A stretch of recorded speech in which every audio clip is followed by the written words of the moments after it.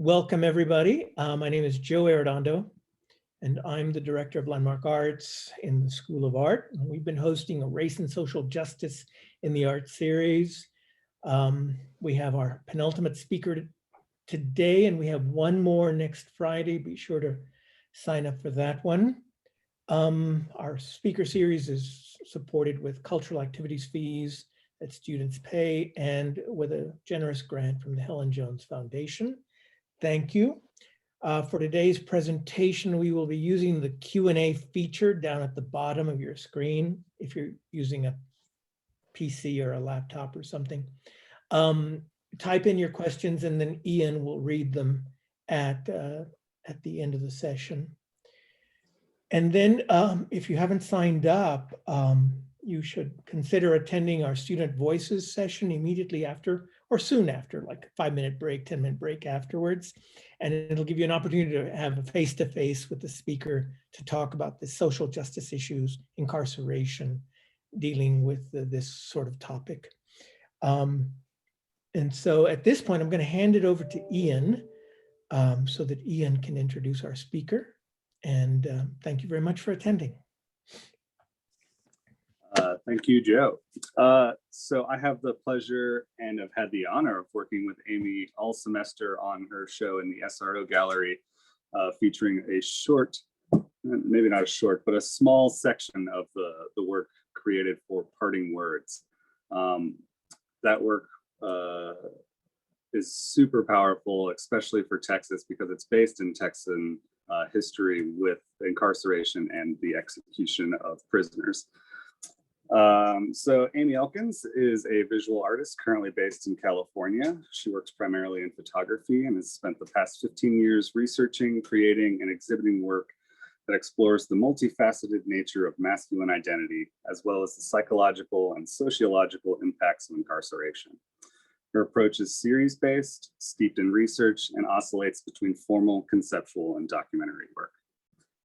Elkins has exhibited and published both nationally and internationally, including the High Museum of Art in Atlanta, Georgia, Kunsthal Wien in Vienna, Austria, the Center of Creative Photography in Tucson, Arizona, the Minneapolis Institute of Arts, North Carolina Museum of Arts, among others. Her first book, Black is the Day, Black is the Night, won the 2017 Lucy Independent Book Award.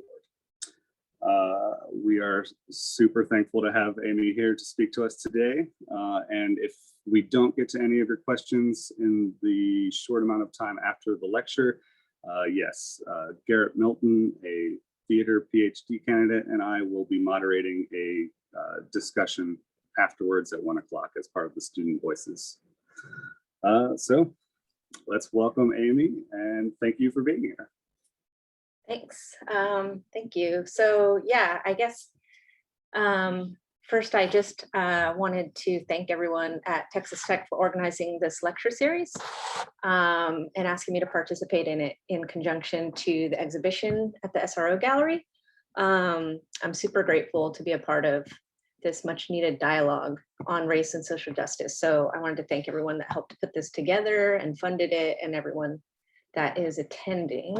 I'm going to go ahead and share my screen so I'm not just talking to my own image.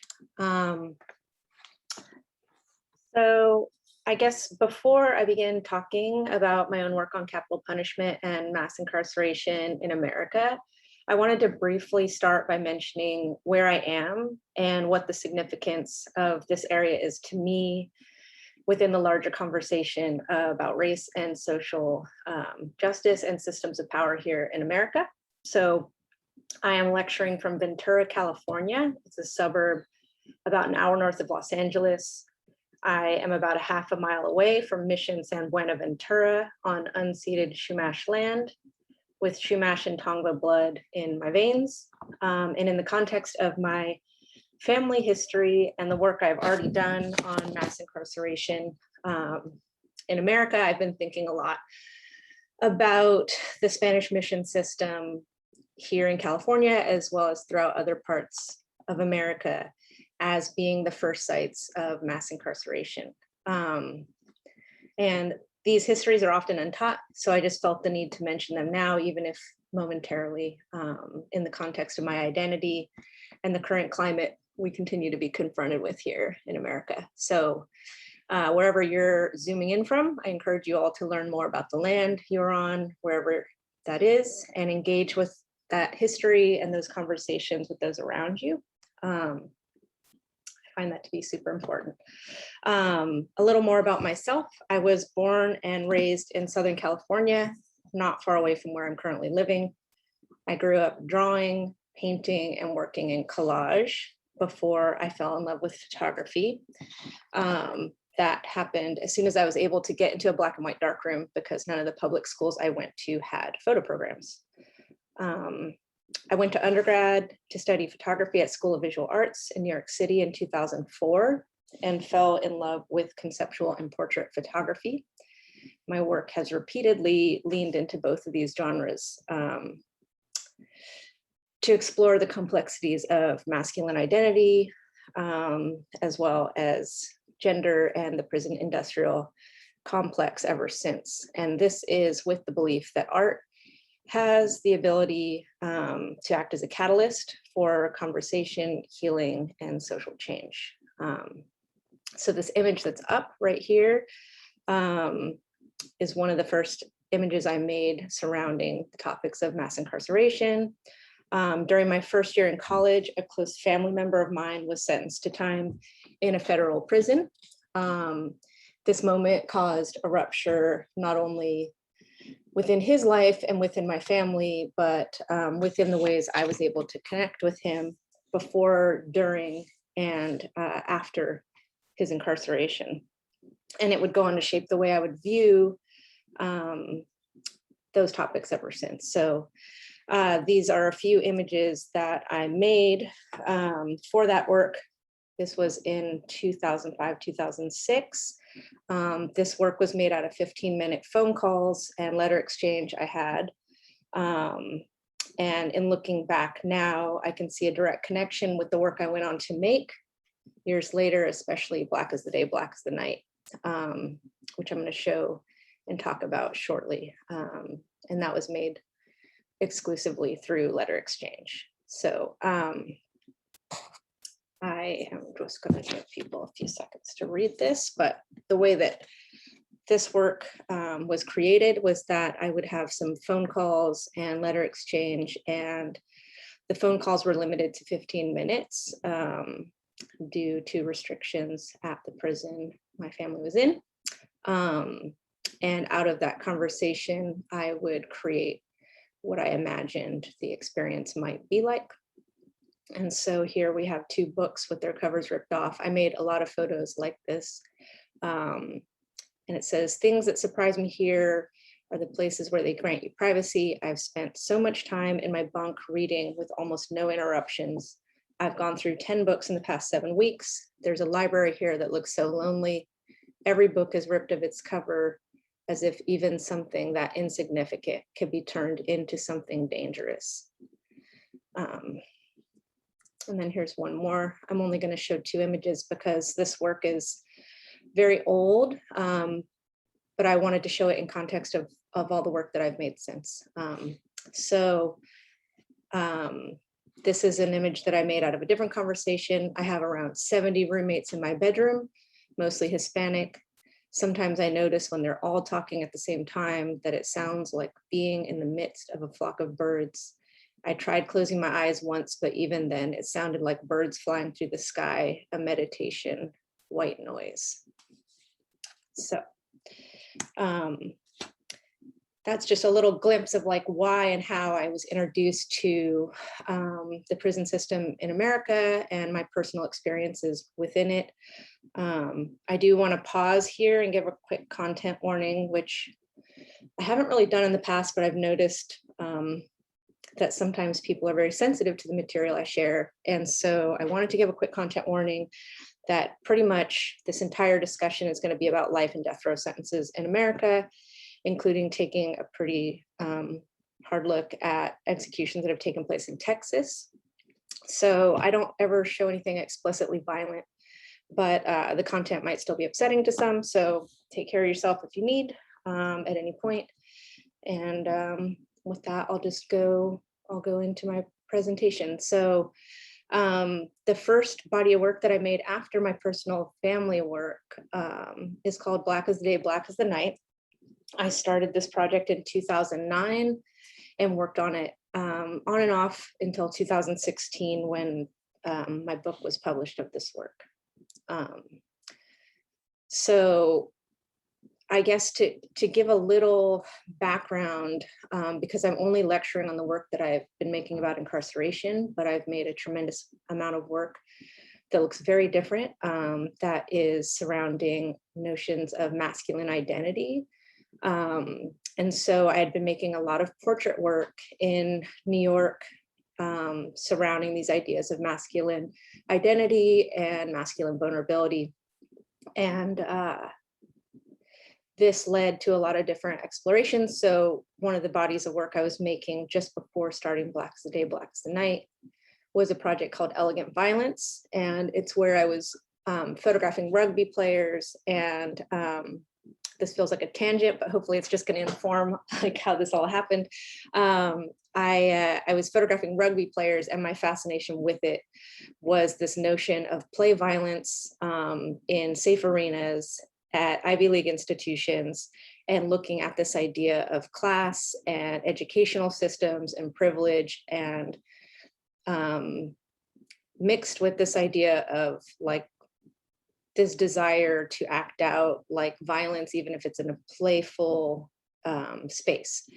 And that got me thinking that I had never made work about violence in any other regard. And I started thinking about mass incarceration in America and how prisons are flooded with mostly men.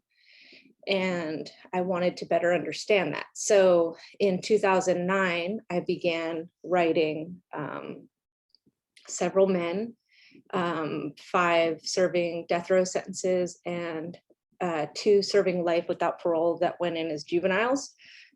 And what I was wanting to do was sort of open a dialogue with these men in prisons all over the United States with what landed them in this dire situation where they find themselves essentially in an infinite state of vulnerability because they have now lost complete control of their own lives.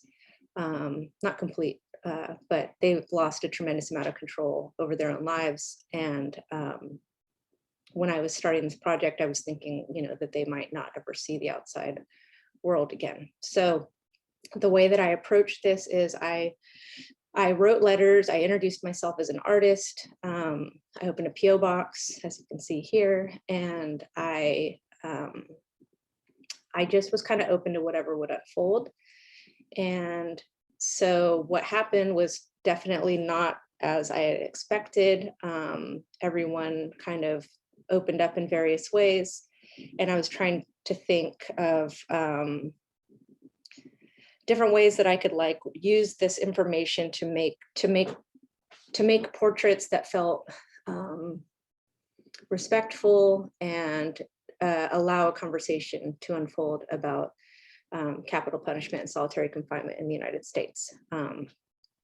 So I have a few quotes throughout this presentation just to kind of give an idea of the type of content that I was receiving. This one is written by a man who was 32 when he started writing me.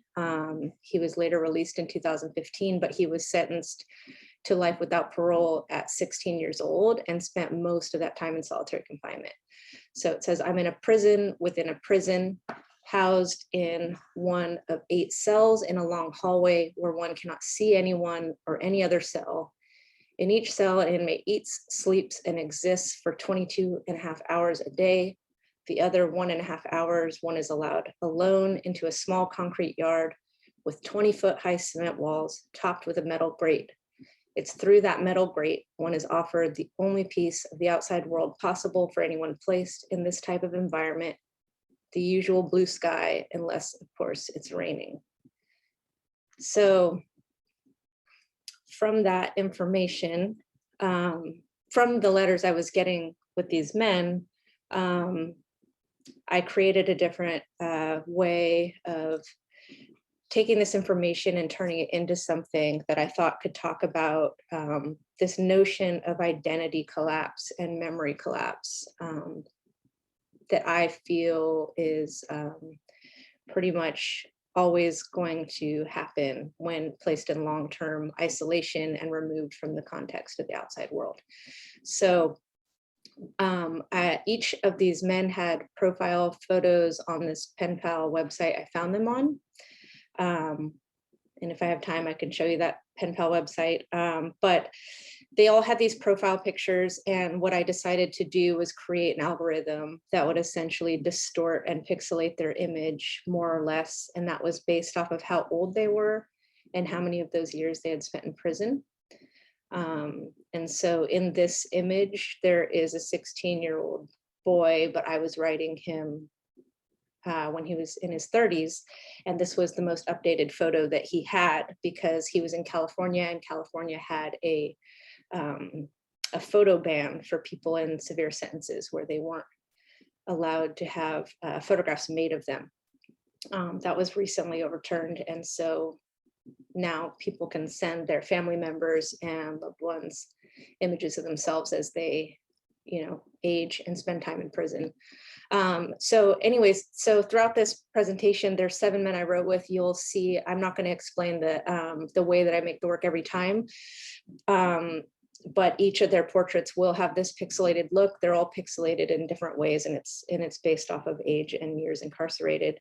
And the other thing that I did was talk to them a lot about their memories of the outside world, and if there were things that they desired that they would no longer be able to see again, like landscapes of significance, places of nostalgia, just things that they wished for that they wouldn't necessarily be able to see or interact with again. And so the first man that I wrote with, that I just showed you, well, he's not the first man I wrote with. The first man I just showed you, his wish was literally just to see the sky, because he was in a solitary confinement cell that didn't have a window, and he would go out into that rec yard that was in his quote, and he could see the sky, but through bars. And so the way that I approach the landscape component of this project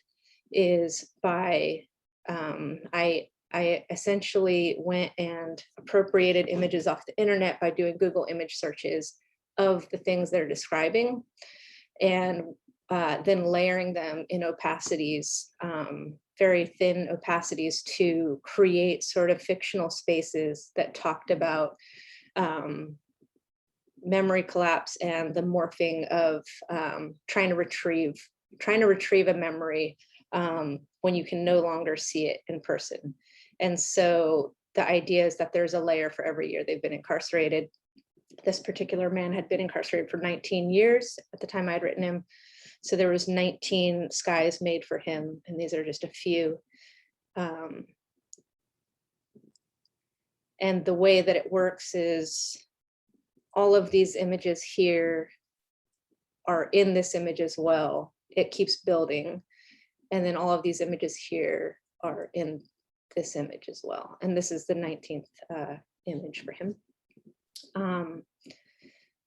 So yeah, so that's basic, like, nuts and bolts of how I approach this project. I also spent a lot of time finding objects and creating objects and following instructions for how to build things or do things based off of my interactions with these men, that also touched on this idea of infinite solitude and what the interior of a death row or a life sentence might feel like.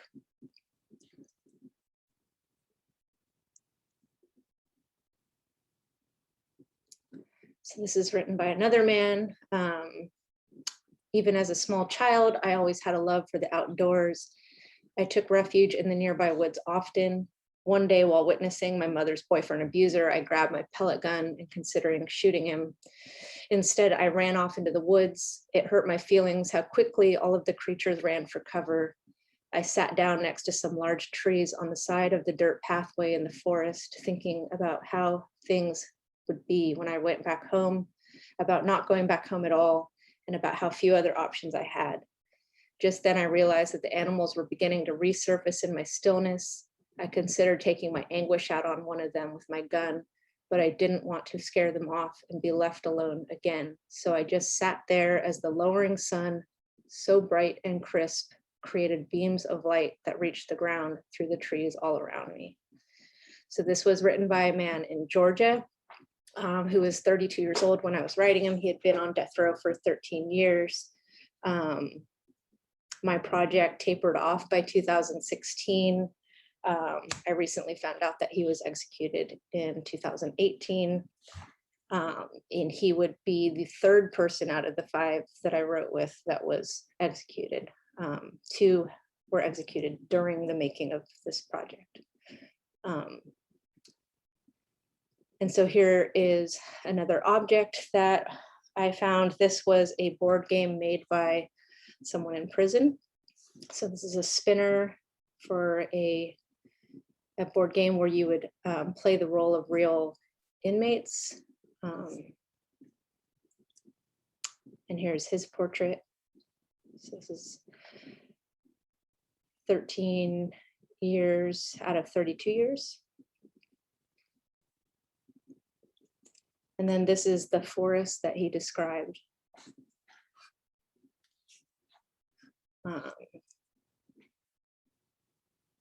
And how it changes as the layers are being placed on top of one another.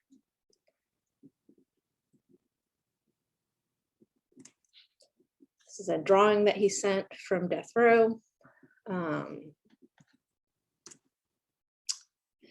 So I am realizing that it's already like 10:25 and I'm like at the very beginning of Black is the Day, and I have 2 or 3 other projects to show after this. So I might only end up showing Black is the Day. I'm not sure. We'll see how it goes. But anyhow, so here is another quote. How many thousands of ways could I have done things differently from the beginning all the way until the point of no return? This was written by a 30-year-old who had spent 15 years into a life sentence before he was released. He was in Idaho, and he was convicted of second-degree murder through the law of parties, which means he was at the scene of a murder when it happened and did not commit the murder and was sentenced to life in prison. Luckily, he was released, but he spent 15 years of his life for that part of a crime. This is a piece I called Diego Loss, and it was created by me by taping a poster of Diego Rivera painting on a wall and repeatedly tearing it off and putting it back. It was inspired by one of the men that I wrote with, who said that he used to decorate his cell, but every day he was taken out for yard time, they would go through and like rip all the posters down and kind of flip everything upside down to make sure he wasn't hiding anything. And after a while, he just stopped putting anything up on the walls. It's another portrait.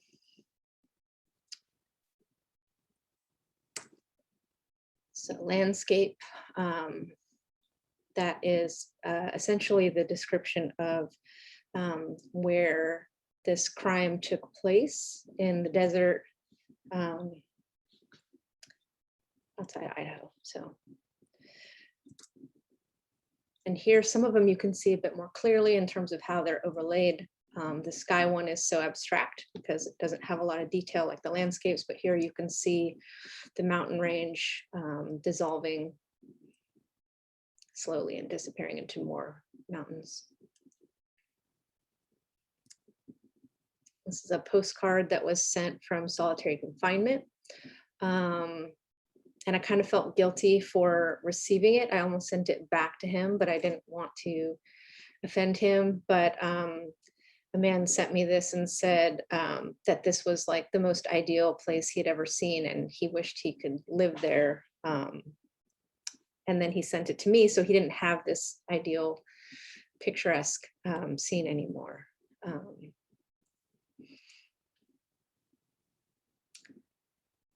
So here's another quote. Being so restricted with my physical movements, I fantasize about extreme physical challenges, the kind that floods the system with adrenaline and endorphins. It makes me think that's when I would feel the most alive. Most of my life, I've felt dead, like I'm laying down in a creek or a river, fighting the current. And so that was written by a 32-year-old man that had been on death row since age 18. And this was one of the harder experiences I had while making this body of work. After we had written for several years, he was executed in 2012. It was a very difficult scenario with, I had been in touch with his family and him all the way up until this point.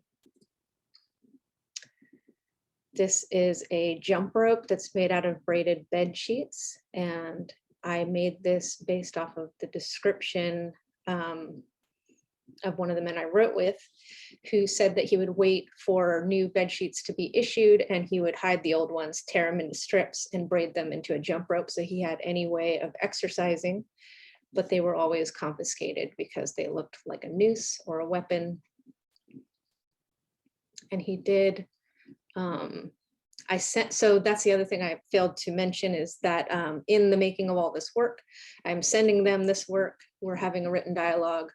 I sent images of this jump rope to that man, and he told me that I had done it wrong, that I had torn the fabric in the wrong direction, and that's why so many loose threads are visible. So, yeah.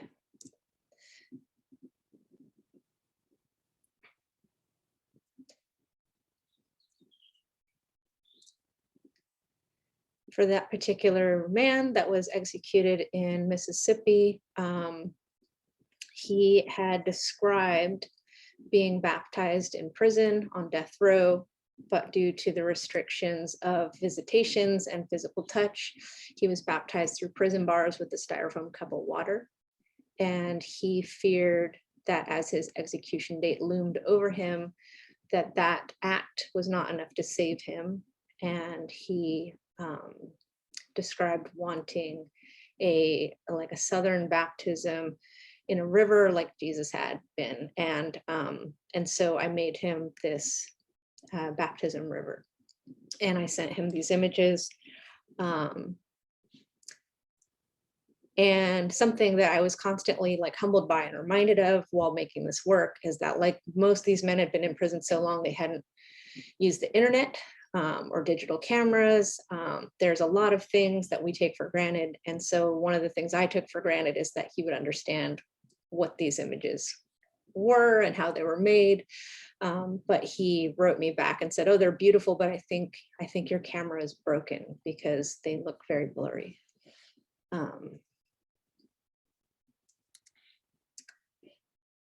This is the last letter that I wrote him. It was returned a couple weeks after his execution.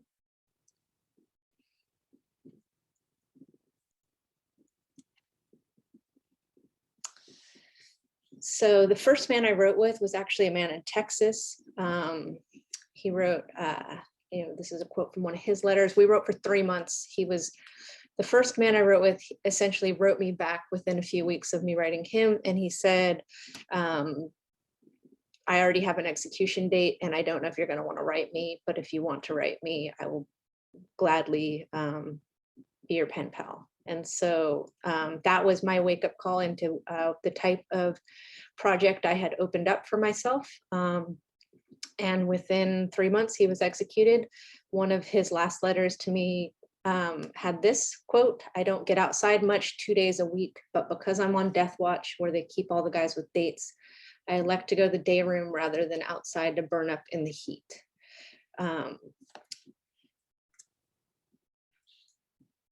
This is something I call the fictional library. Pretty much every man I wrote with had talked about a library or talked about access to books in their prisons that they were in, and most of them were able to have between 5 and 10 books in their possession at a time, and then they could return them and request more books. I made this fictional pile based off of books that they had in their possession, and then books that I wish that they could have in their possession. There's another portrait. I'm going to start moving a little faster, I believe.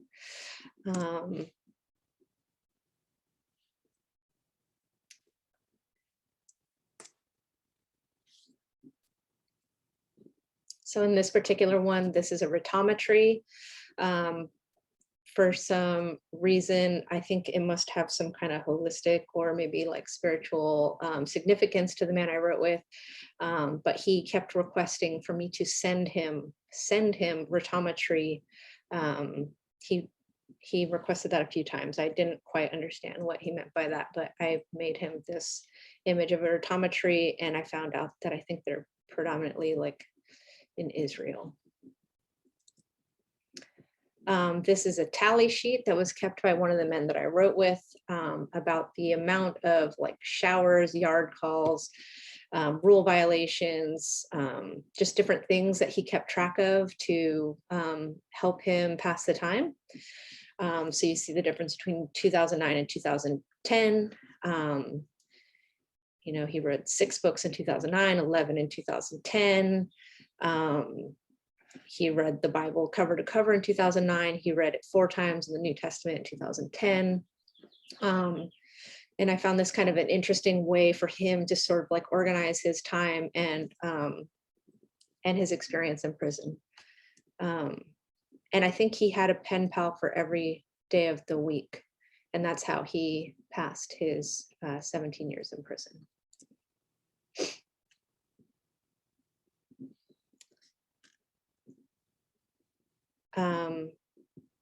Yeah, so I feel like I'm going to start going a little quicker and just sort of blast through some of these. All of this is on my website, but I want to make sure I give time to a few other projects, including Parting Words, which is up at the SRO gallery.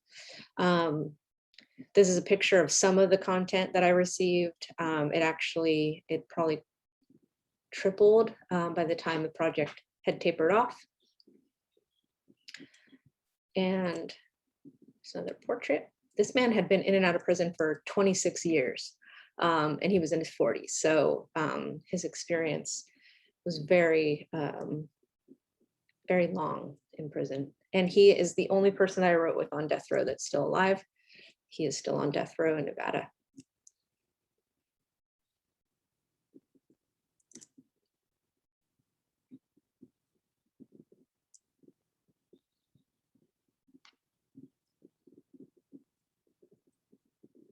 This is a drawing I was sent by a man in Georgia.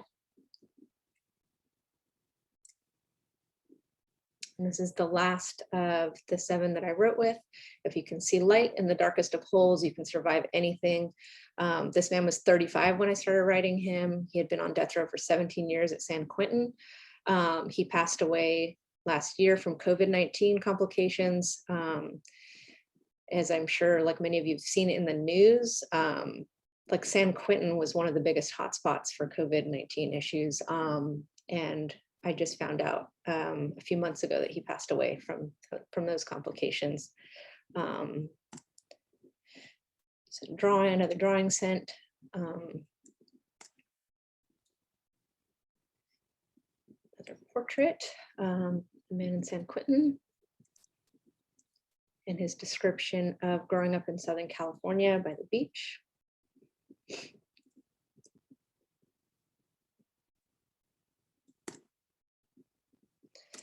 And then the last, I believe, last image of an object that I created is this collection of vials that are pigments leached out of M&Ms and Skittles, which I found through 2 of the men I wrote with, is a way to make watercolor paints while you're in prison.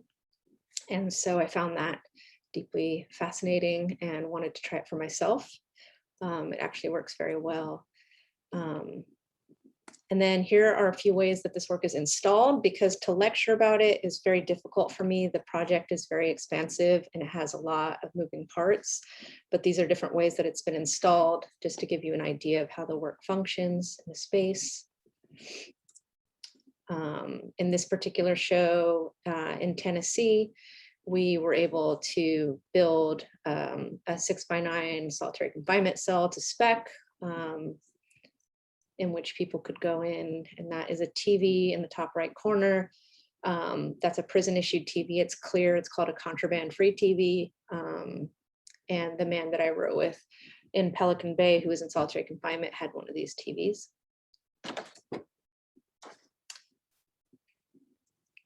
Another couple installations.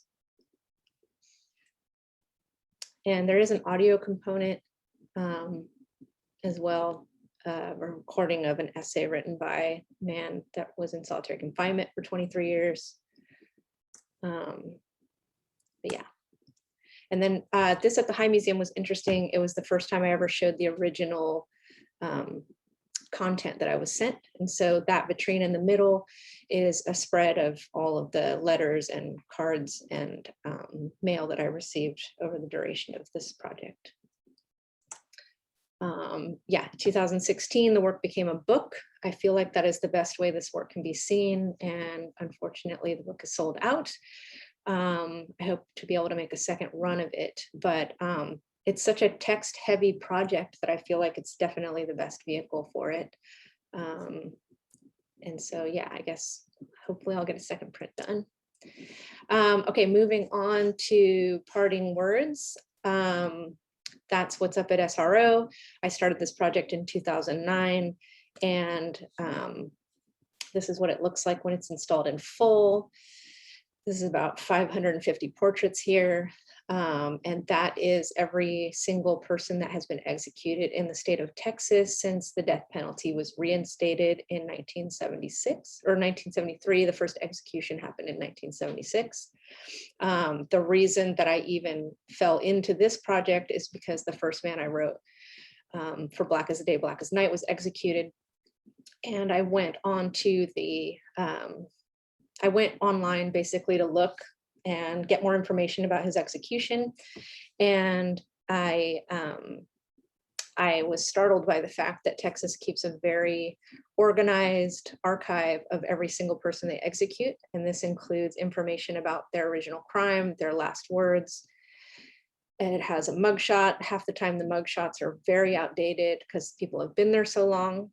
And so what I did with this project, what I wanted to do was take these last words and recreate a portrait. So I'm using the state provided mugshot and the state provided last statement, and I'm taking an excerpt and I'm running it through a software that reconstructs their portrait made out of these text pieces. So from far away, they look like black and white mugshots. The closer you get to them, they fall apart and are actually not photographic at all. They're just simply made out of text on a laser printer. And so here are a few. And I guess like my personal fascination with this was not only was it completely shocking to understand how many people had been executed in Texas or the United States, but definitely Texas. But that there's this sort of, I feel like it's a method for institutions of power to feel less guilty for their actions. I'm not sure. The act of a last statement is very strange to me.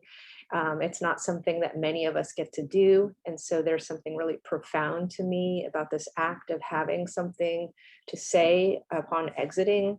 And so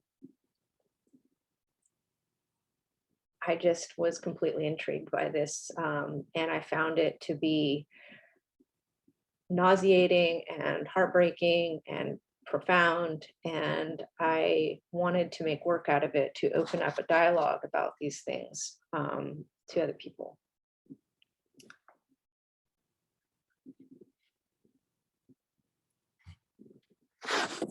My statistics, I think in Texas, roughly 70% of people on death row are people of color, and about 97% of people on death row are male. So that's something that is generally the case nationwide, but definitely impacts people of color and men at a much higher rate. There were, I think, 3 or 4 women in the entire project.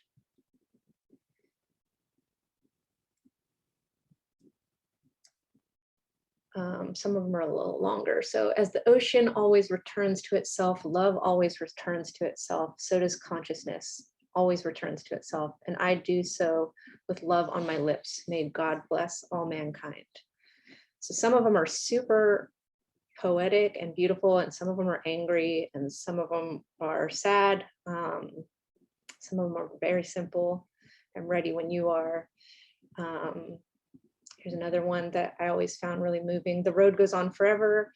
Me and you, all of us, I can feel it now. All I can give you, all I will give you. The love we all share couldn't be more beautiful.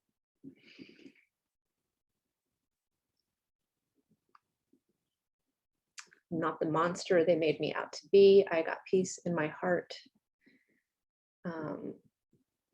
So yeah, and the way that I just decided to make this work was so that it was cheap to make and easy to adapt to any space. I was fortunate enough to be able to show this work at Eastern State Penitentiary in Pennsylvania last year in one of the original cells there. So here's a few installations of that.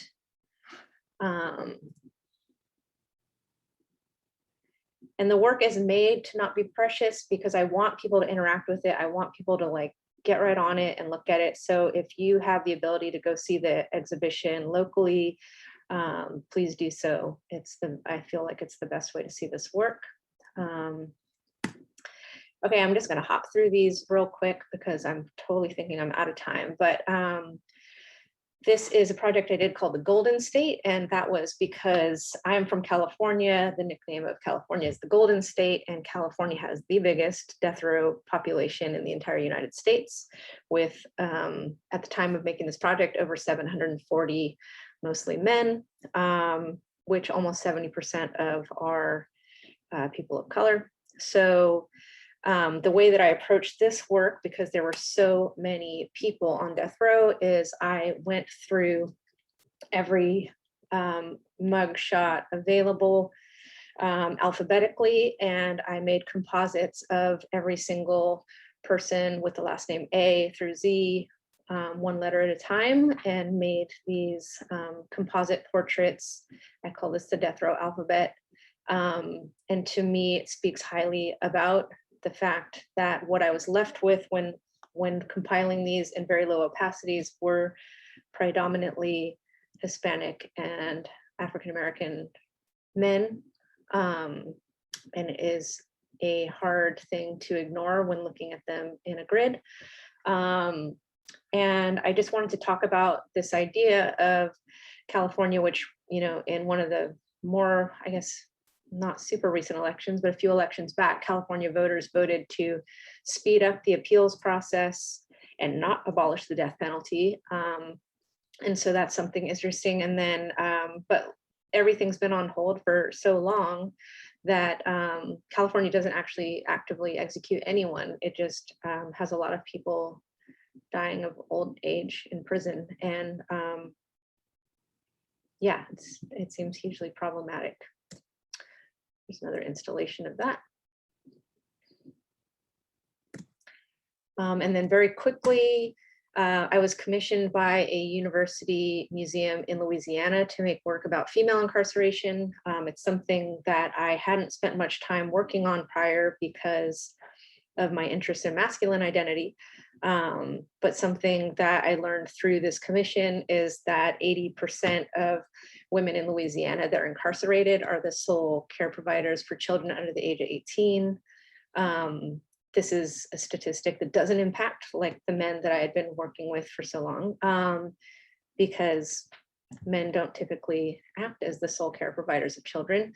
And so this is hugely problematic given the rates of female incarceration, especially in Louisiana, because it means that children are entering foster care systems and potentially being funneled from foster care into the prison pipeline. This work I made entirely out of prison uniforms. They're digital collages made out of prison uniforms that I got from a prison supply company.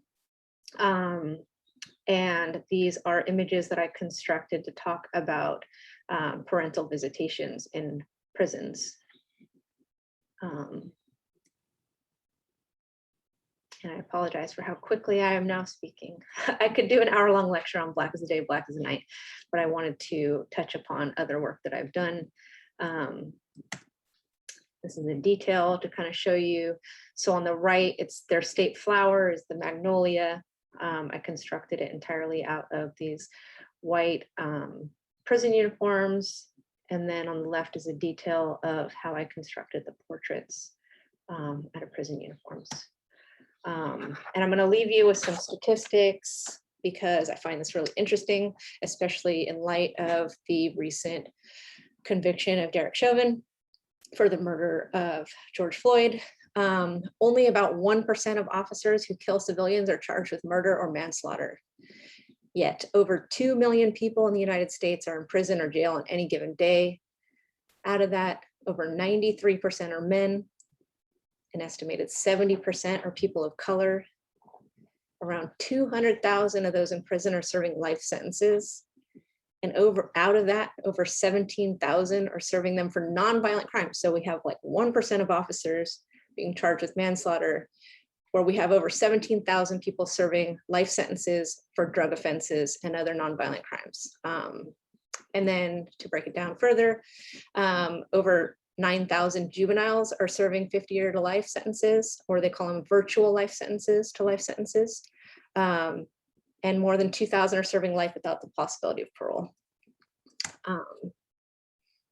Some facts on solitary confinement. At least 80,000 prisoners in the United States are in some form of isolated confinement, including some 25,000 in supermax prisons.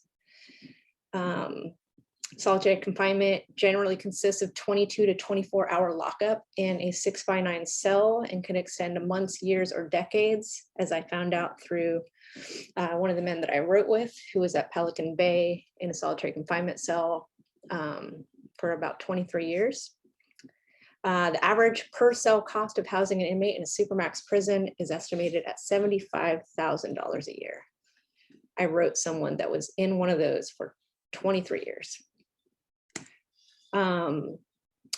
Capital punishment in America, roughly 2,500 people are currently on death row. There have been over 1,500 executions since the death penalty was reinstated, including 570 taking place in Texas. An average of 3.94 wrongfully convicted prisoners have been exonerated each year since 1973. That means potentially people that are innocent are being executed. And in Texas, a death penalty case costs an average of $2.3 million. And that is not only housing them, but that's appeals processes and court fees and actual executions. Organizations that support the incarcerated. This is big. I donate money to all of these organizations. It's the way that it's the only way that I can feel like I can personally help, is beyond creating work that starts conversations. So I encourage you all, if you're interested in this subject or in helping in any way or in engaging in these topics, to take a look at some of these organizations or Google local organizations, especially in Texas. I'm sure there are many. But yeah, that's my talk. I have more work on my website, a lot more work on incarceration and portraits. So I am going to stop here.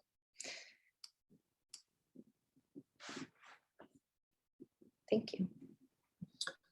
Thank you very much, Amy. That was amazing.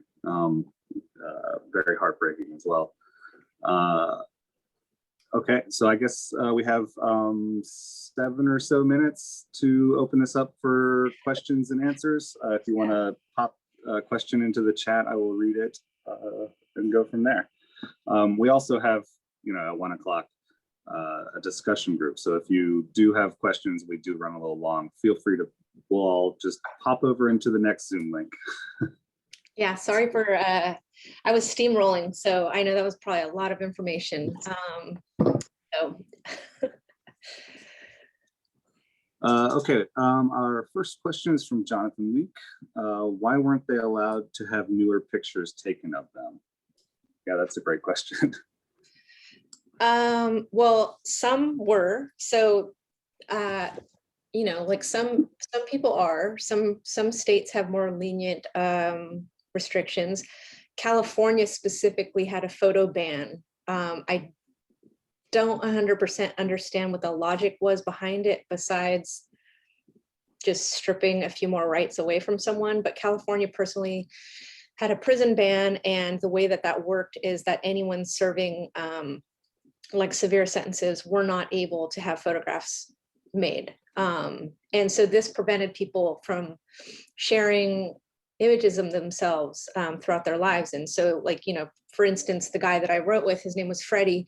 He went into prison at 13. He went into juvenile hall at 13. He was transferred. It's a long story, but he went into prison at 13 and he tried to escape at 16. He was sentenced to life without parole for attempted escape. And he spent most of his life in prison. His family was in Mexico. He had a portrait of himself made at the age of 16, and he had no other portrait made until the photo ban was lifted, in which he finally sent me a photo of him in his 30s. And that was the first time he had seen a photograph of himself since he was a child. So I don't know the 100% the logic behind it, but that's the reality of how California prisons were operating until recently. We have time for a few more. Nothing yet.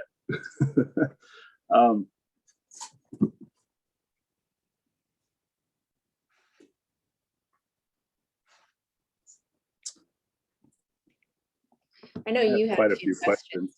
Yeah, I know you had a few questions. Okay. Yeah, I was going to save mine for the discussion, but we have another one. We're good. Aaron Berthauer asks, what projects are you currently working on? Well, COVID kind of smacked us all upside the head.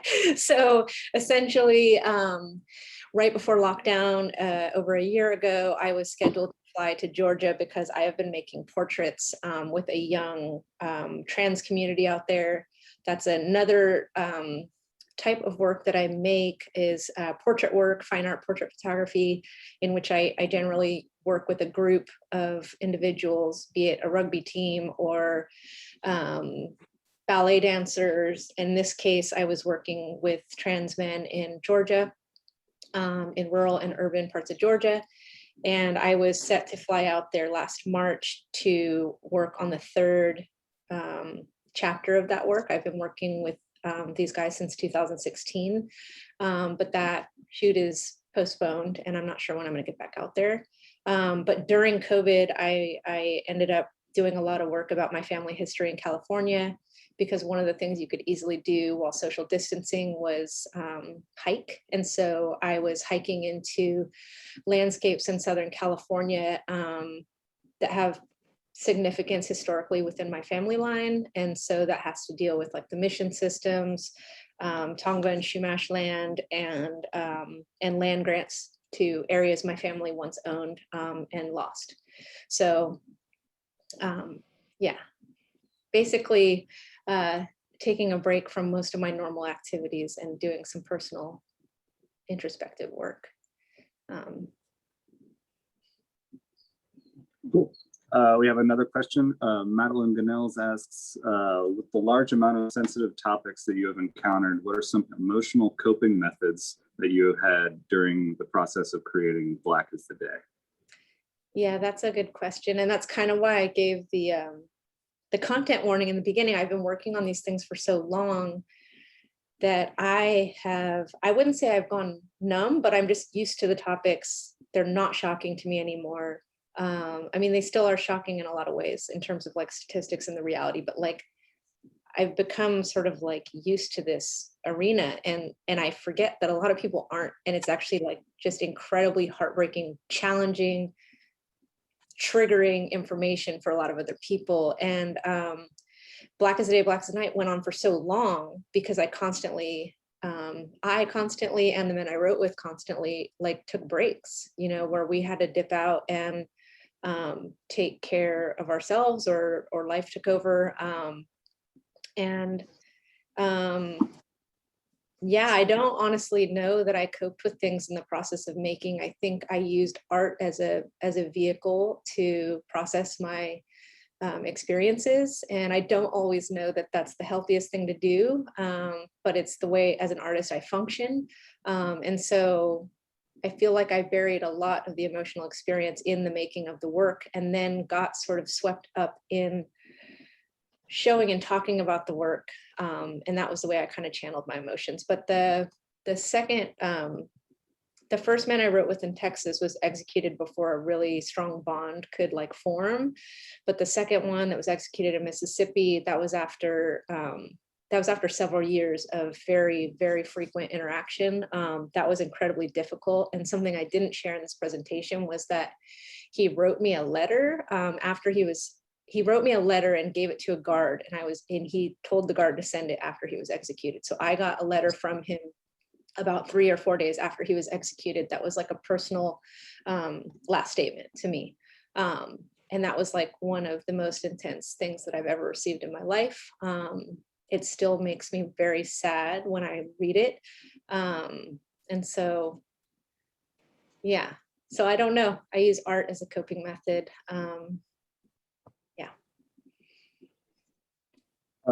We have hit the 1 o'clock, but I do want to, we had one question from Robin Germany, who's the photo professor here. And she asked, do you have any interaction with the prisoners' families? The work of Jane Lindsay works with death row prison families. And she's working here in Texas, I believe. Yeah, I think that's a good question to close this out. The only interactions I had with prisoners' families was the guy Matthew in Mississippi, because there were people, I don't even know how to summarize. His case was so complicated that he had a large amount of people fighting for his case to be overturned. And of course, that didn't pan out the way we all wanted it to. But in that situation, I was writing with his mom. I was in touch with his brother. My mom at one point was writing him letters, because my mom is very religious, and this guy was terrified of dying. And so my mom was like, just reaching out to him. So it did become sort of a larger thing in terms of getting involved. And but I don't know Jane Lindsay's work off the top of my head, so I'll have to look into that. I think incarceration is such a huge can of worms in terms of like the different branches it takes, because it's like not just the individual, it's every single person that individual is in touch with, and it becomes such an overwhelming system of dysfunction and oppression that it's hard to even decide what parts of it to tackle. So yeah, I think it gets complicated, but. Okay, well, if you have other questions, feel free to drop into the other discussion area. I'm gonna say, let's go ahead and take a water break. How about we start that in like 5 minutes? Thank you so much for being here and speaking with us. Very powerful. Thank you. I will see you in the other room. See you in a few. Okay, bye. Thanks.